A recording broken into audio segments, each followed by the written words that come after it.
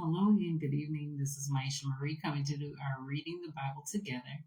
And today we'll be reading Deuteronomy Chapter 11 from the New Living Translation. I pray you all are doing well and we're going to get started.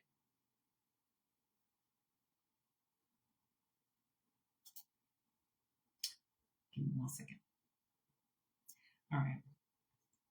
You must love the Lord your God and always obey his requirements, decrees, regulations, and commands. Keep in mind that I am not talking now to your children, who have never experienced the discipline of the Lord your God or seen his greatness and his strong hand and powerful arm.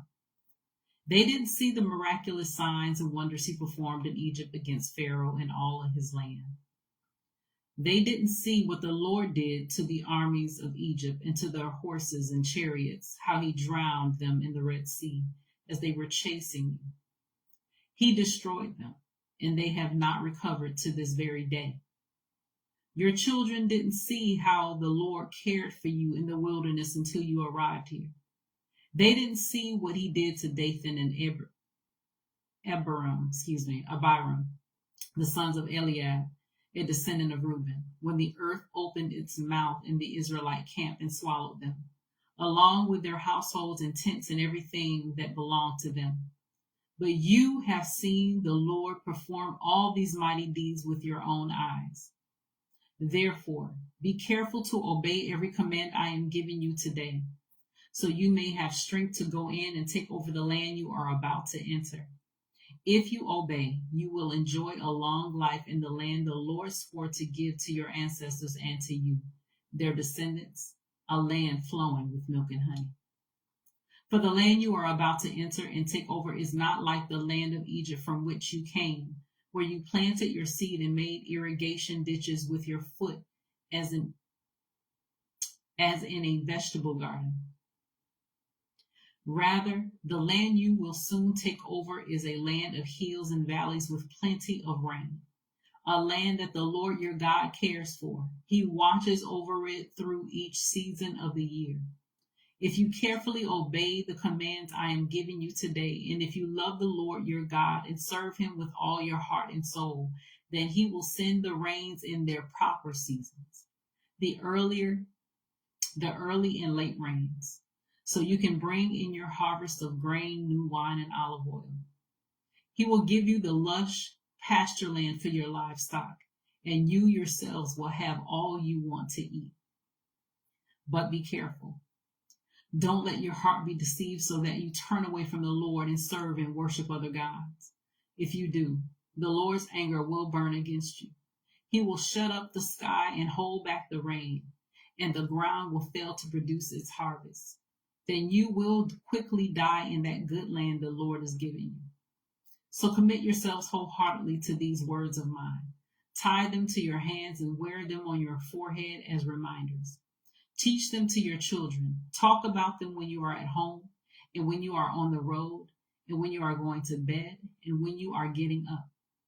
Write them on the doorpost of your house and on your gates, so that as long as the sky remains above the earth, you and your children may flourish in the land the Lord swore to give your ancestors.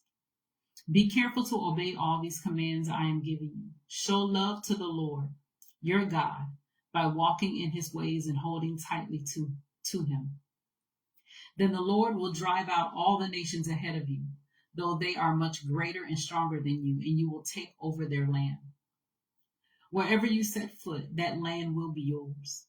Your frontiers will stretch from the wilderness in the south to Lebanon in the north, and from the Euphrates River in the east to the Mediterranean Sea in the west. No one will be able to stand against you, for the Lord your God will cause the people to fear and dread you, as he promised, wherever you go in the whole land. Look, today I'm giving you the choice between a blessing and a curse. You will be blessed if you obey the commands of the Lord your God that I am giving you today. But you will be cursed if you reject the commands of the Lord your God and turn away from him and worship gods you have not known before. When the Lord your God brings you into the land and helps you take possession of it, you must pronounce the blessing at Mount Gerizim and the curse at Mount Ebal. These two mountains are west of the Jordan River in the land of the Canaanites, who live in the Jordan Valley, near the town of Gilgal, not far from the oaks of Moreh. For you are about to cross the Jordan River to take over the land your God is giving you.